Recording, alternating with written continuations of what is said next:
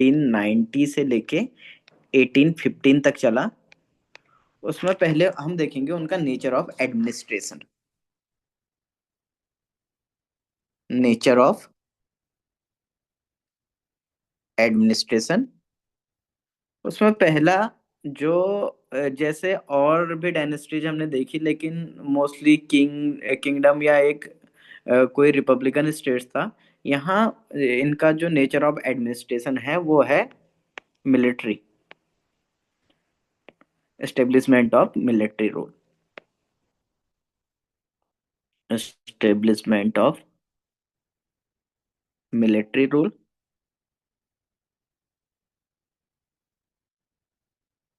तो इनका strict military administration था in both Kumaon and Garhwal में। बाकी जो सिविल एडमिनिस्ट्रेशन था वो रहा सबऑर्डिनेट तुम्हारा मिलिट्री अथॉरिटी के। Civil administration was subordinated to military authority.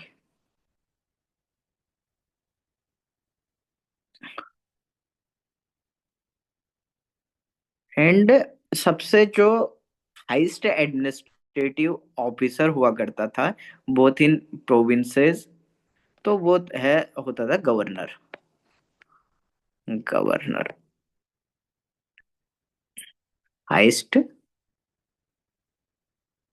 Administrative officer. अब जो डेजिग्नेशन ऑफ गवर्नर थी, गवर्नर को कहीं सूबा या सूबेदार भी बोला जाता था।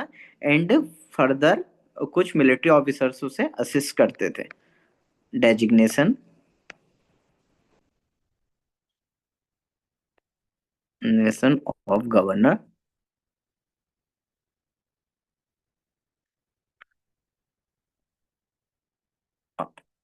also known as सूबा, सूबा या सूबेदार,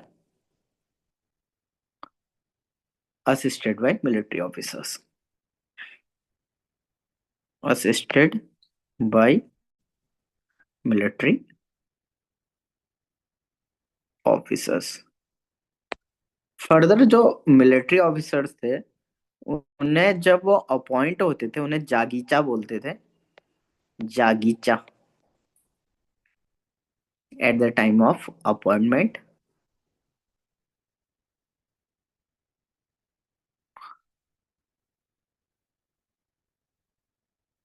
अपॉइंटमेंट एंड ढाकाचा जब वो कंफर्म हो जाते थे। ढाकाचा आफ्टर कंफर्मेशन।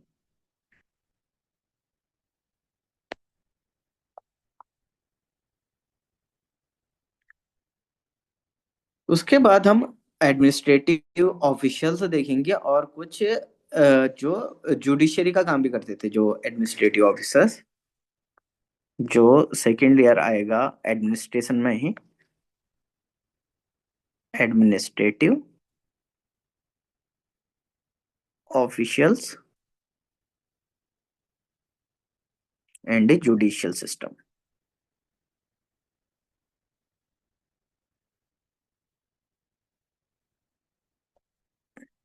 इसमें पहली जो एडमिनिस्ट्रेटिव जो पहला ऑफिसर था, पहला इंपॉर्टेंट ऑफिसर था, उसे कामदार बोलते थे। कामदार इंपॉर्टेंट एडमिनिस्ट्रेटिव ऑफिसर। ये हेल्प करता था सूबेदार को। हेल्प्ड सूबेदार in revenue collection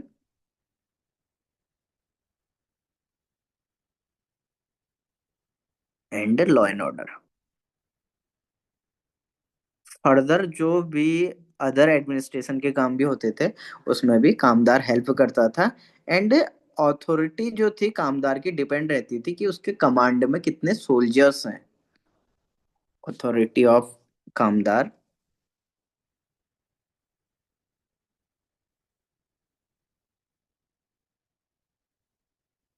dependent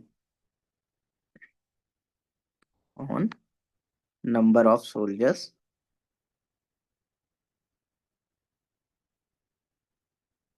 under his command.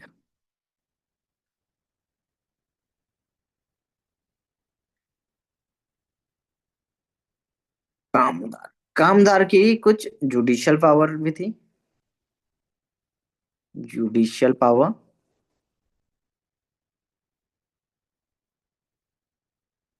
Kamdar could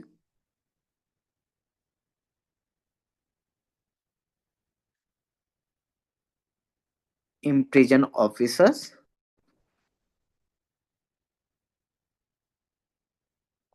sorry imprison offenders,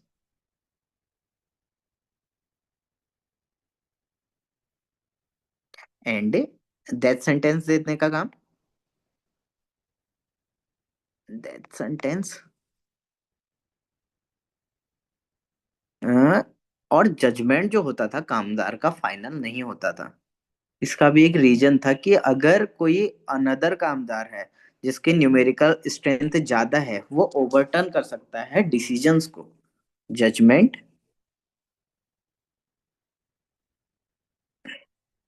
was not final. Why? Because अगर कोई अनदर कामदार है, अनदर कामदार with greater numerical strength of soldiers, with greater numerical strength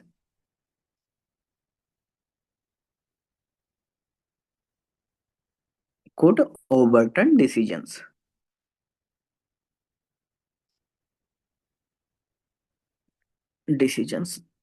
इससे एक इन्फ्रेंस आप लगा सकते हो कि जो डिसीजन मेकिंग थी वो आर्बिट्रेरी थी and power based not legal. और जो जस्टिस था, justice dependent on military power not any law. इससे हम ये समझ सकते हैं कि decision making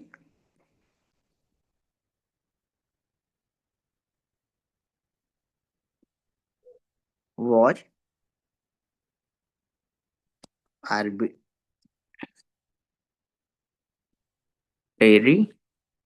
and not based on any law। And power based बोल लो,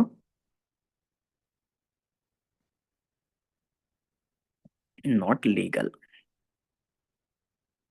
फर्दर आप देना चाहोगे आगे, ये लिख लो कि justice depended on military power not any law. अब दो हमने दो टॉपिक्स देखे इसमें। पहले नेचर ऑफ गोरखा एडमिनिस्ट्रेशन में एस्टेब्लिशमेंट ऑफ मिलिट्री रोल, फिर एडमिनिस्ट्रेटिव ऑफिशियल्स एंड उनकी क्या जुडिशियल पावर थी। अब उसका कैरेक्टर देखते हैं हम कि किस ये थोड़ा हमने पहले भी डिस्कस कर रखा है। Character of Gorkha role.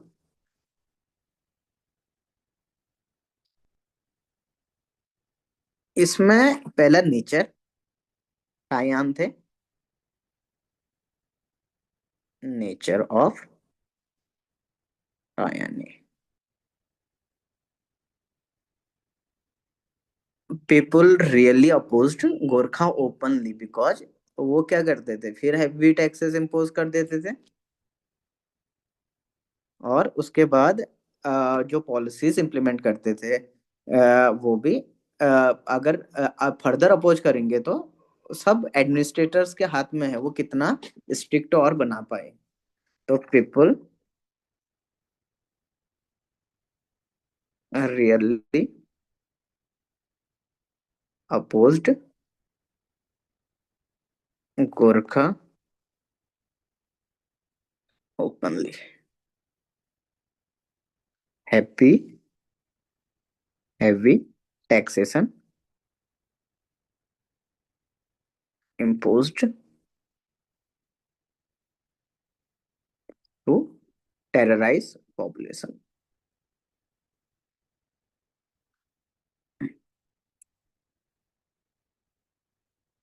फिर उसके बाद अदर जो टाइप के एक्सप्लॉयटेशंस थे like force labour and social exploitation.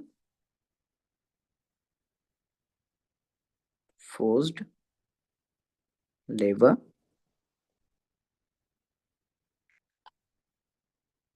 Social exploitation.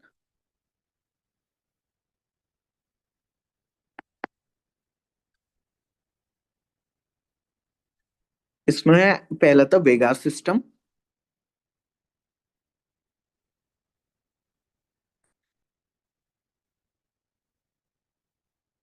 Vikas system में जो विलेजर्स थे, they are invited in death rituals and puja ceremony, और जो ये लोग अराइव करते थे, इन्हें फोर्स लेबर कराया जाता था एज ए कुलीज, और कोई भी पेमेंट नहीं दिया जाता था। Villagers invited for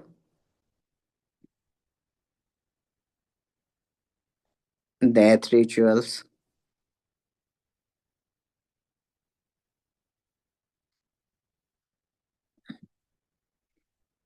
Puja ceremonies,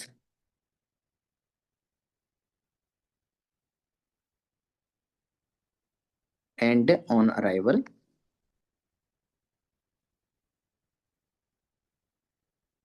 force to do work of labourer,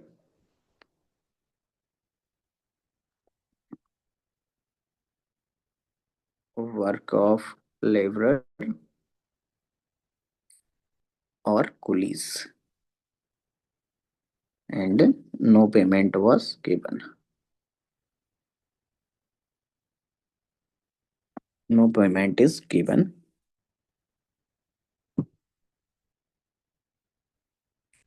फिर ब्राह्मण्स के साथ कैसा ट्रीटमेंट होता था? Treatment with Brahmins.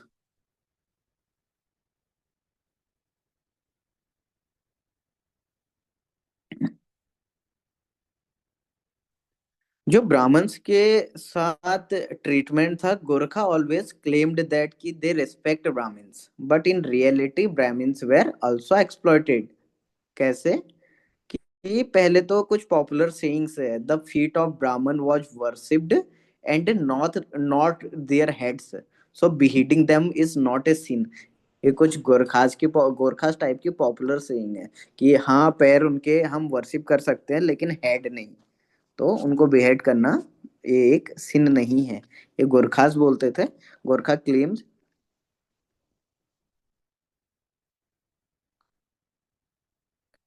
Respect for ब्राह्मण,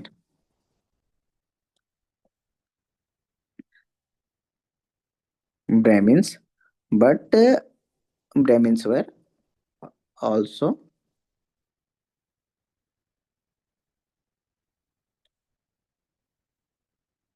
also exploited।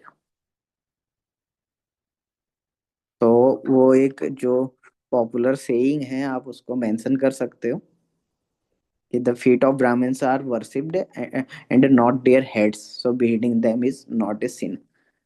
तो जो अगला टाइप के वायलेंसेस एंड रिप्रेशंस थे, वो थे लाइक विलेजर्स के क्या रिस्पॉन्स होते थे इन पे?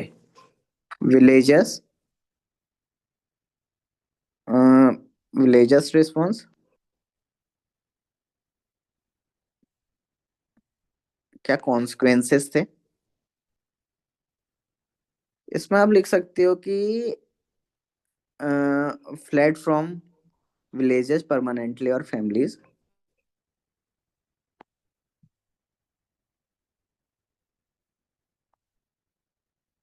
मास माइग्रेशन एंड फैमिलीज। एंड जब गोरखा सोल्जर्स आते थे या अपने ट्रूप के साथ और सेटलमेंट्स या विलेजेस में विजिट करने के लिए, तो जो इनहेबिटेंट्स थे उन्हें घर से दिया जाता था। They expelled from their homes and soldiers occupied their homes. फिर जब वो वहां रहते थे, वो सब जितना भी उनका फूड, वेजिटेबल, फ्रूट्स है, उनको कंज्यूम कर जाते थे। उसके बाद they destroyed their windows, wooden item, trees वगैरह जो भी थे, एंड काफी एट्रोसिटीज वहां पे करके आते थे। तो एक कंटेम्प्रोरी ऑब्जर्वेशन जो जीआरएस विलियम्स का है इसमें, जीआरएस, जीआरसी विलियम्स सॉरी, कि Gorkha ruled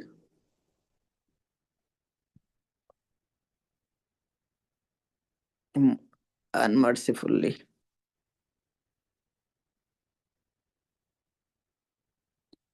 with a rod of iron.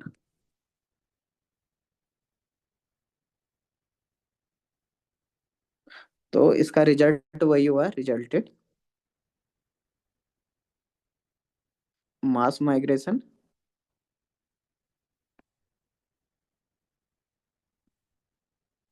Of inhabitants.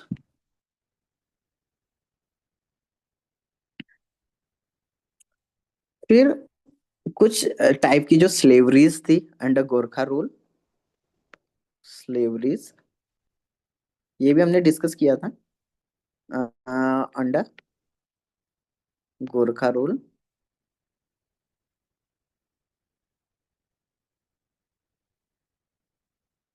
इसमें पहले तो those are unable to pay taxes, those are unable to pay taxes, they sold as slaves. और slave markets की बात की थी हमने कि हर की पौड़ी में जो बाथिंग घाट से है हरिद्वार में, वहां पे स्लेव की मार्केट भी लगती थी। Those unable to pay taxes sold as slaves.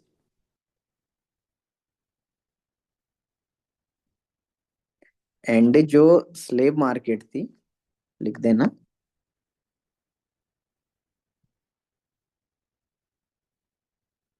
इन हर की पौड़ी हरिद्वार।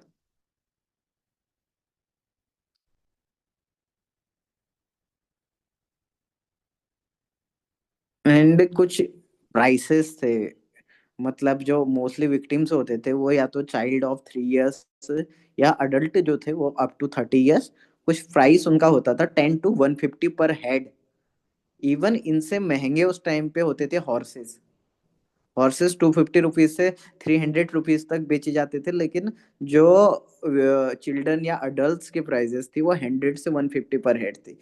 तो ब्रिटिश ने एक ग्राउंड बनाया था इसे इंटरव्यून करने के लिए कि वो जो ह्यूमन जो डिग्निटी है, या आप बोल दो कि British justified intervention as a rescue from degradation, इन चीजों को देख के भी एक ब्रिटिशर्स को मौका मिला कि हम इन चीजों को सही करने आ रहे हैं।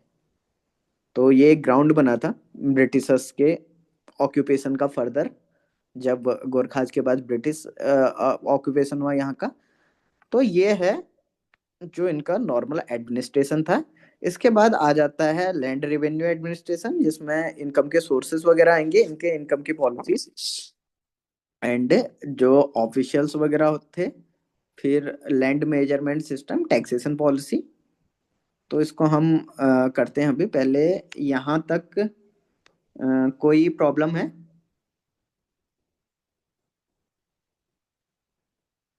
अंकिता? ठीक है ना?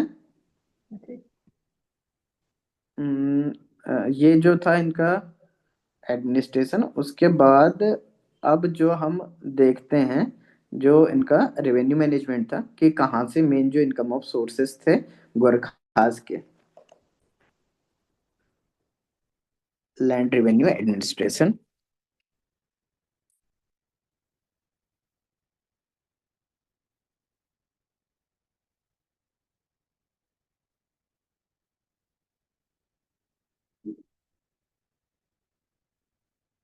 Land revenue administration of Gorkhas. इसमें पहले तो उनकी रेवेन्यू पॉलिसी,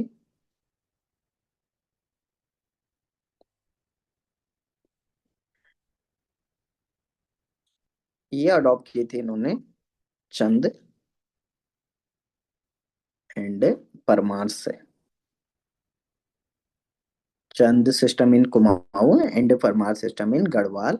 एंड जो कलेक्शन ऑफ रेंट जो असाइन लैंड से होता था, वो मिलिट्री कमांडर्स के लिए रखा जाता था। Collection of rents from assigned land left to military commanders।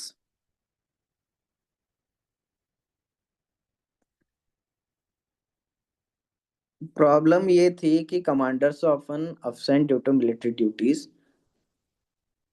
दूसरे थे इनके जो ऑफिशियल्स थे, जो ड्यूटीज थे रेवेन्यू कलेक्शन के, जो डिप्यूटेड ऑफिशियल्स थे,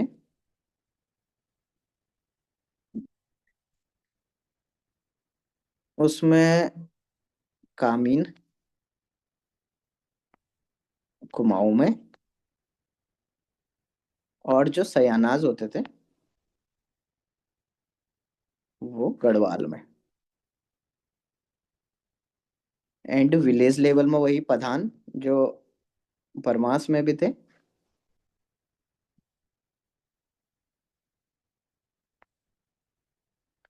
एंड मतलब वही जैसे प्रधान अकाउंटेबल होते थे कामीन और सयानाज के लिए।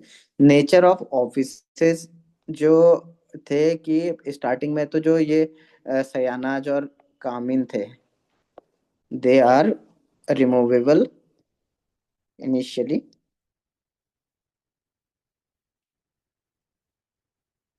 Removable later become hereditary.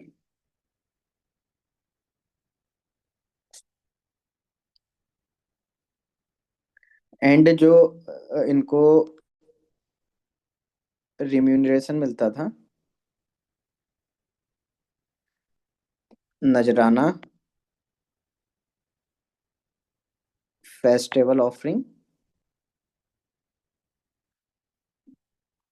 And वही शेयर ऑफ गोट मीट या रेंट फ्री लैंड।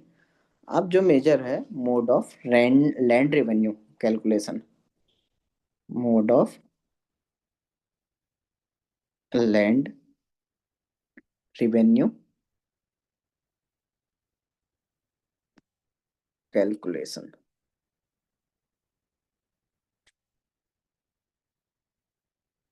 इसमें आप ये देख सकते हो कि कैसे एस्टिमेट किए जाते थे क्वांटिटी, वही कि revenue calculated on estimated quantity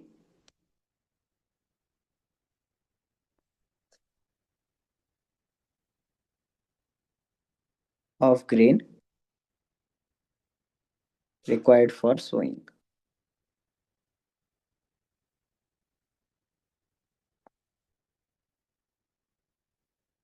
and multiple local land जो डिनोमिनेशंस से होते थे अलग अलग जगह के, उनको यूज किया जाता था। एंड अब कुछ लैंड मेजरमेंट सिस्टम देखते हैं हम कुमाऊं एंड गढ़वाल में। Land measurement system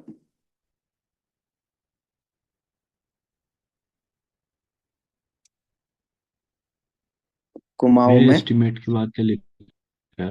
estimated quantity of grains required for sowing, जितना चाहिए कितना एस्टिमेटेड है उस हिसाब से रेवेन्यू को कैलकुलेट किया जाता था।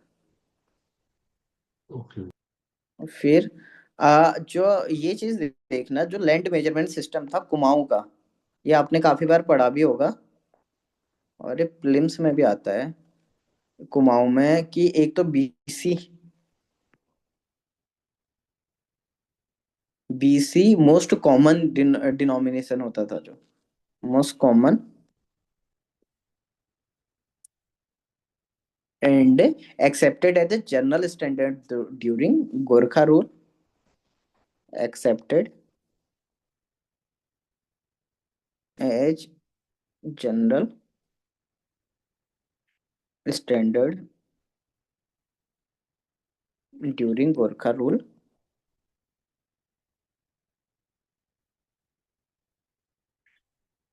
और एक बीसी होती थी 20 नाली के बराबर। एक बीसी इक्वल टू लैंड रिक्वायरिंग 20 नालीज ऑफ सीड। लैंड रिक्वायरिंग 20 नालीज ऑफ सीड। और एक नाली होती थी वही 200 square metre. 200 square metre. Alternative जो मेथड थे वो भी थे, लेकिन जो मेन, जो बीसी और नाली में ही कुमाऊं वाले रीजन पे होता था। एंड जो गढ़वाल वाला रीजन था उसमें होता था यूज जूला।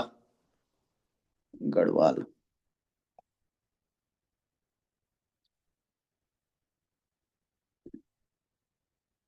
ओनली एक ही डिनोमिनेशन यूज हुआ करता था।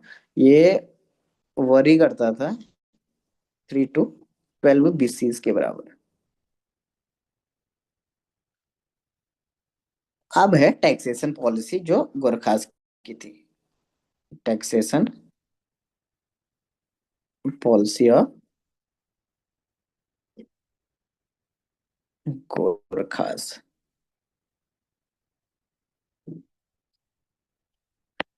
इसमें हम मेजर टैक्सेस देखेंगे।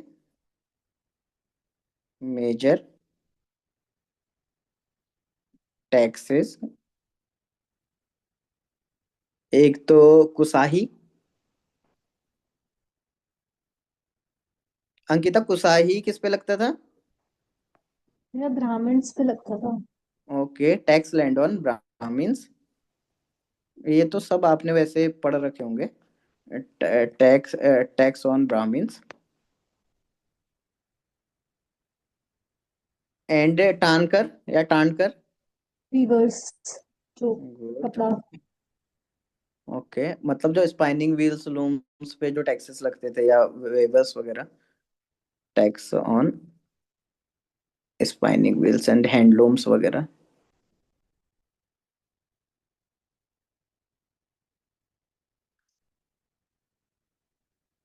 मिजारी।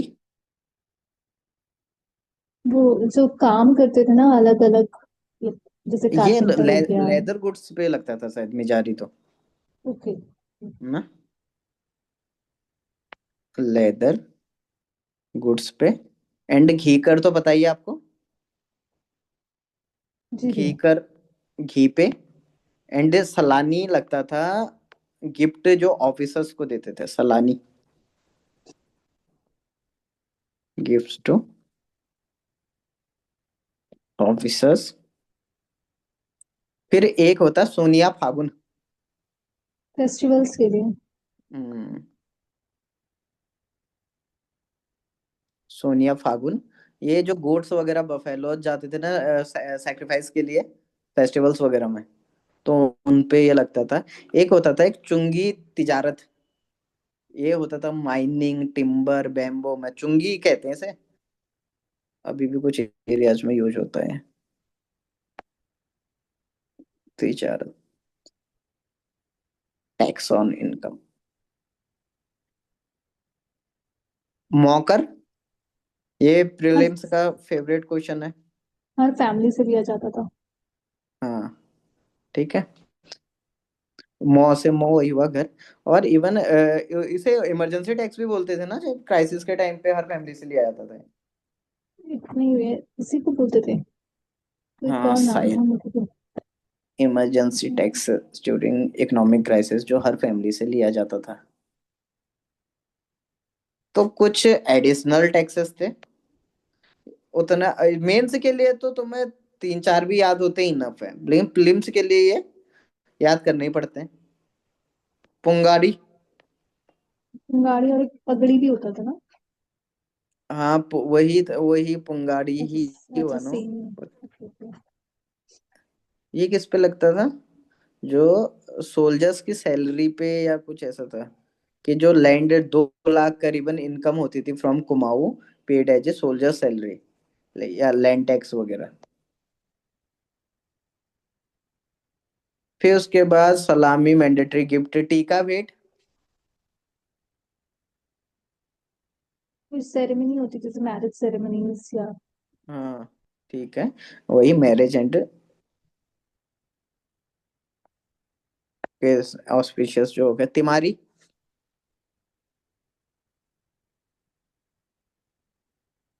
नहीं पता था। तिमारी लगता था तुम्हारा जो टैक्स फॉर बेनिफिट ऑफ जो टॉप ऑफिशियल्स के लिए।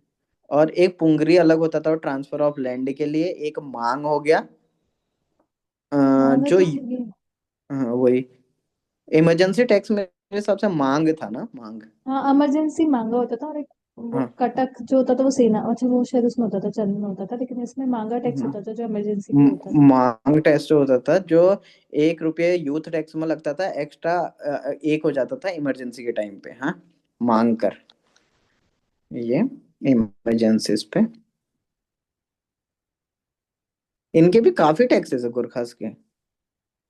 इवन मोस्टली मतलब काफी सारे तो उन्होंने चंद वाले ही रिपीट करे चंद थे और ना। पवार से लिए। हाँ वही। चंद का एडमिनिस्ट्रेशन यहाँ पे काफी दिख रहा है सब टैक्सेस वगैरह में ना। टैक्सेस कुछ कुछ फिर सोशली टारगेटेड टैक्सेस भी थे, लाइक हिंदू और तिब्बतन ट्रेड पे एक टान कर लगता था, अलग कपड़ा कर। Hindu and Indo Tibetan traders.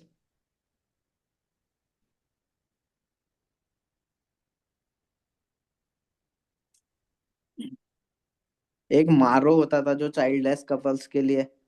और एक राहत, जो अपने विलेजर्स घर से भाग जाते थे, विलेजर्स वो फ्लड, उनको राहत कर देना पड़ता था।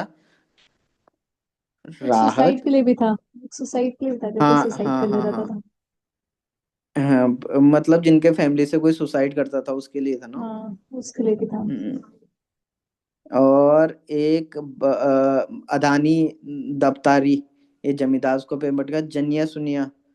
दोनिया मतलब कुछ याद कर लो यार, एक दोनिया लिख लो इसमें सोशली में। दो तीन। मेंस के लिए तो इतना ही सही है। वैसे भी मेंस में टैक्सेशन तो नहीं पूछ रखा है अभी तक इसका। इन भाबर।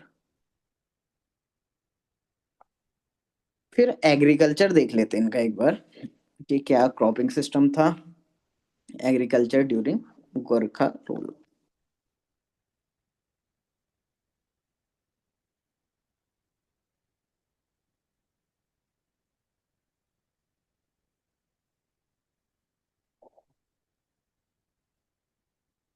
पहले तो जो टूल्स सेम थे जो प्रीवियस ट्रेडिशन में यूज हुए, मतलब अर्लियर जो डायनेस्टीज ने यूज की।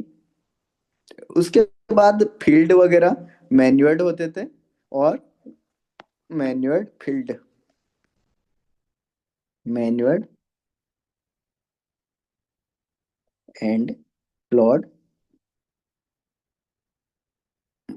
3 और मोर टाइम्स। फिर उसके बाद जो क्रॉपिंग पैटर्न था वही खरीफ क्रॉपिंग पैटर्न। खरीफ में पैडी। फिर थोड़ा टाइम पीरियड लिख लेना इसका, अप्रैल टू सितंबर रवि, वीट। और जो कुछ सपोर्ट क्रॉप्स थे लाइक मडुआ, millet.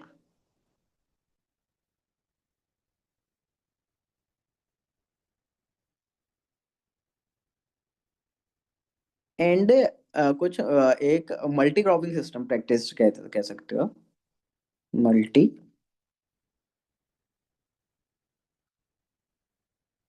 Cropping system practised. Pulses वगैरह भी बोई जाती थी। इरिगेशन के मेथड वही थे, स्प्रिंग्स या रिवर स्ट्रीम्स इरिगेशन।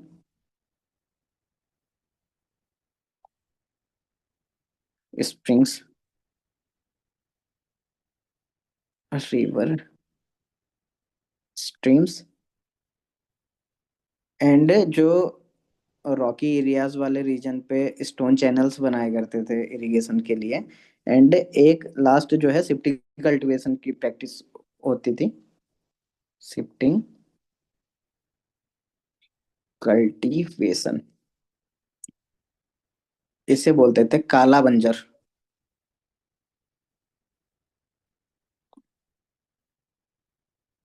काला बंजर मतलब वही पाइन, पाइन के फॉरेस्ट को कट करेंगे on ridges trees dried and burn, जो एसेस जो होंगे एज ए मैन्योर उनका यूज होगा, लैंड कल्टीवेशन उन एरियाज पे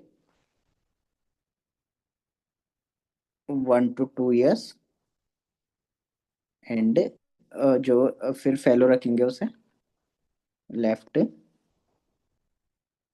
5 to 12 years के लिए। इनको काला बंजर भी कहते थे, नोन एज काला बंजर। अब एक ओवरऑल असेसमेंट करें तो इनके एडमिनिस्ट्रेशन का ओवरऑल असेसमेंट करें तो एक तो आप कह सकते हो कि मिलिट्री डेस्पोटिज्म, मिलिट्री डेस्पोटिज्म, उसके बाद आर्बिट्रेरी जस्टिस,